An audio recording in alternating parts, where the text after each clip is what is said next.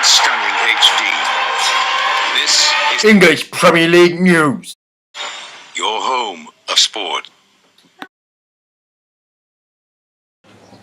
Hey guys, this is EPL News here, and welcome to my review of Liverpool versus Southampton. Today, we've got some notes given to me by a friend, Mark Horton. Do you follow him on Twitter?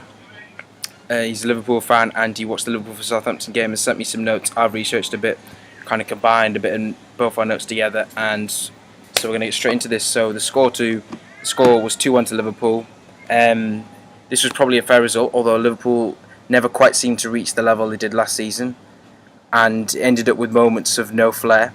This then encouraged Southampton to push forward, and they got their deserved equaliser from Nathaniel Klein.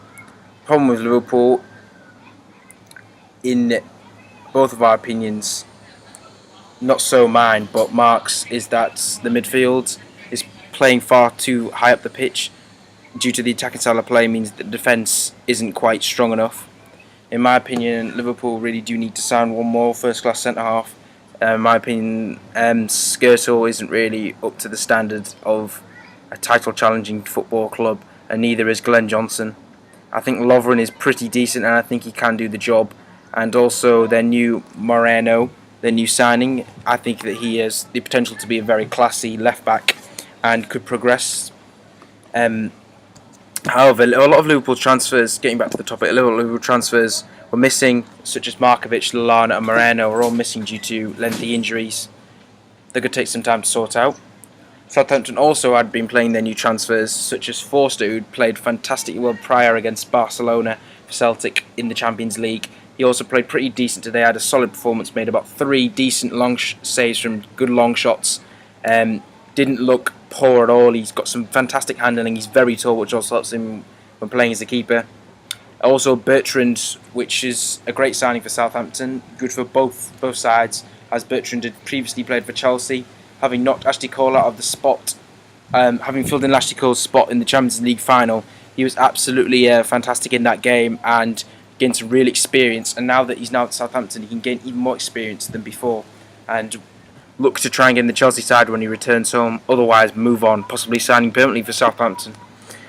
Also Southampton's signing Tadic looked very promising. He kept playing lots of brilliant through passes in the final third, whereas most of his attempts were always a little bit off. Eventually though, the team will eventually get to grips with each other, and these through balls will start being pulled off and they'll turn into goals.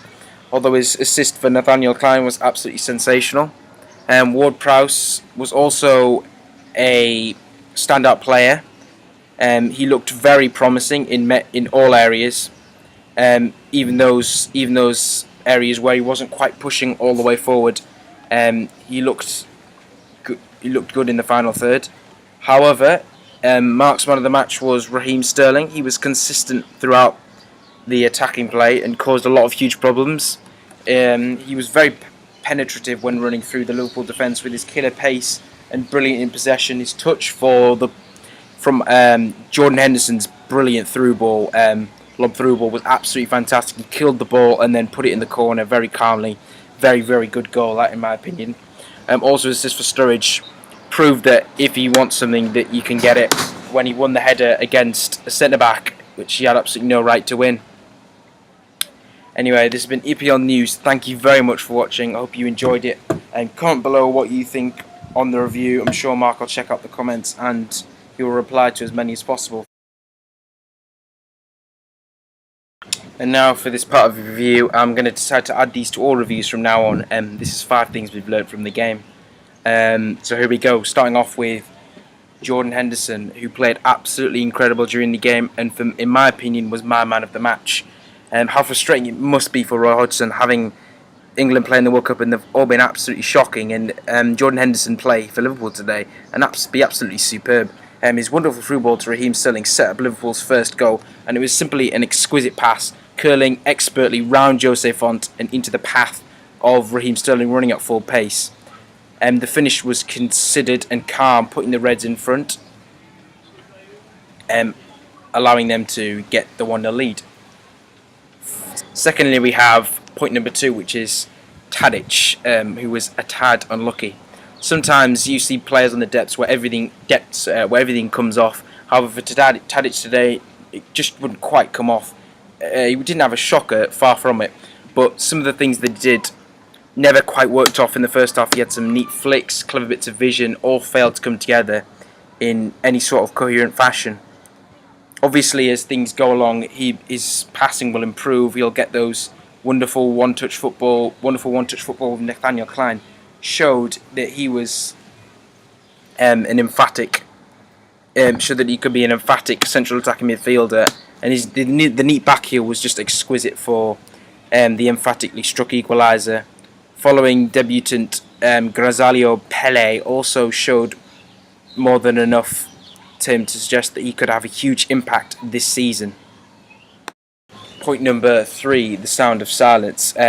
Liverpool's new signings were not deemed quite fit ready to start from the season and were left on the bench. Also, the famous Anfield atmosphere too was not yet match fit and was a very quiet sound. When Liverpool's narrow win. Perhaps it was the new season. The Reds had found themselves under a lot of pressure to succeed as much as they did last season. Getting through a 2-1 narrow win very nervously. However, they did perform and they got the result dug out the bag, which shows true champions' quality to come back from 1-1 to 2-1. They were brilliant. Point 4, Javi Manquillo was given a big vote of confidence when he was picked for Liverpool's first game at the start of the Premier League campaign. The young Spaniard appeared to have plenty of drive, in my opinion. He was going forward, had no problems embracing in fantastic crunching tackles, which is a big part of English football. And indeed, the level of Dusan Tadic, for which he was booked in the first half for welcome to the Premier League challenge. And finally, the 5th point. Who needs Suarez? Liverpool still need to recruit another striker to replace the 75 million departed striker. Something Brendan Rodgers openly admits that he needs. But in Daniel Sturridge and Raheem Sterling, the Reds are not short of goals. Sterling's amazing pre-season form shone through into the first game of the season. Also, the Liverpool boss has compared him to Lionel Messi. And also with Sturridge, they are looking deadly in front of goal. The Reds have got another SS partnership. Suarez has gone, but Liverpool are still a huge threat. Anyway, this has been EPL News. Thank you very much for watching. I hope you enjoyed it. And comment below what you think on the review. I'm sure Mark will check out the comments and he will reply to as many as possible. Thank you very much for watching. Have a nice day.